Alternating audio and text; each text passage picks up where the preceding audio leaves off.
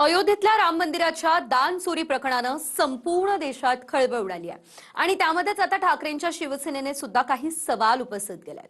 आम्ही दिलेली 25 किलोची चांदीची वीट कुठे गेली, हा सवाल राऊतांनी केला। बघूयात। आम्ही 1 कोटी रुपये चेकद्वारे दिल्या। 25 किलोपेक्षा जास्त चांदीची वीट ही पहिली वीट आम्ही त्यांना दिली। जास्त त्या विटीची रिसीट नाही। अयोध्येतल्या राम मंदिरासाठी दिलेली 25 किलोची चांदीची वीट कुठे गेली असा सवाल राऊतांनी केला। 1 कोटीचा चेक आणि चांदीची वीट दिली, त्याची पावती अद्यापही मिळाली नाही। अयोध्येतल्या दान चोरी प्रकरणामध्ये चंपत राय यांना वाचवलं जात आहे असाही आरोप राऊतांनी केलाय। आम्हाला रिसीट मिळाली नाही। आम्ही 1 कोटी रुपये चेकद्वारे दिले। आम्ही पहिले आहोत उद्धव ठाकरे आणि शिवसेना। जेव्हा ट्रस्टची स्थापना झाली तेव्हा अयोध्येत आम्ही होतो।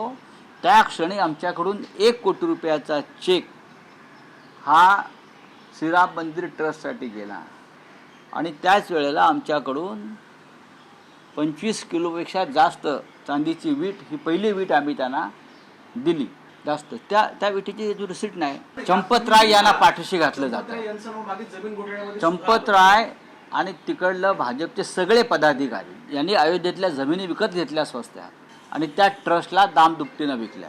राम मंदिराच्या पैशावर देशाचं राजकारण चाललंय असं म्हणणं म्हणजे पूर्णपणे बावळटपणाचं हे लक्षण आहे। तुम्ही 1 कोटी रुपये दिले होते, तुम्ही कसले दिले होते?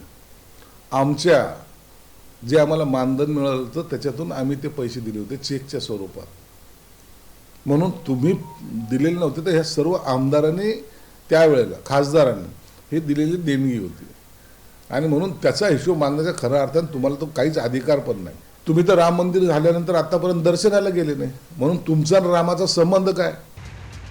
दरम्यान अयोध्येच्या मंदिरासाठी दान दिलं ते आमदार खासदारांच्याच मानधनातनं उद्धव ठाकरेंच्या हस्ते देण्यात आलं असा खुलासा संजय शिरसाठांनी केलाय।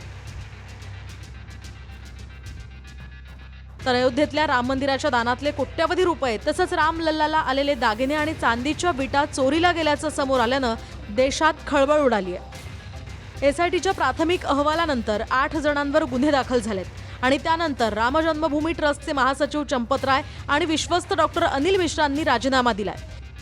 मात्र समाजवादी पार्टीचे अयोध्येचे खासदार अवधेश प्रसाद यांनी खऱ्या गुन्हेगारांना वाचवलं जात असल्याची टीका केली आहे।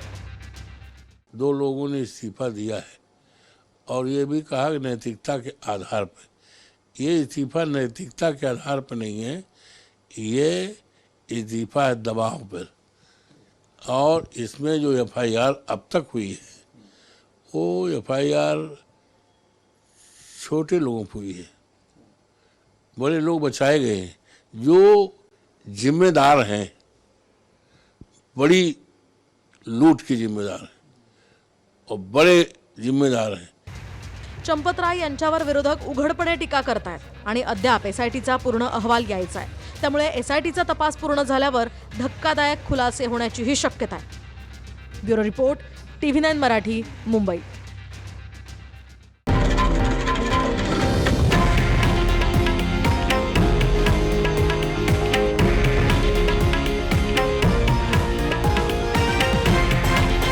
हे आहे देशातील नंबर 1 न्यूज नेटवर्क आणि आपण पाहत आहात TV9 मराठी, एकमेव।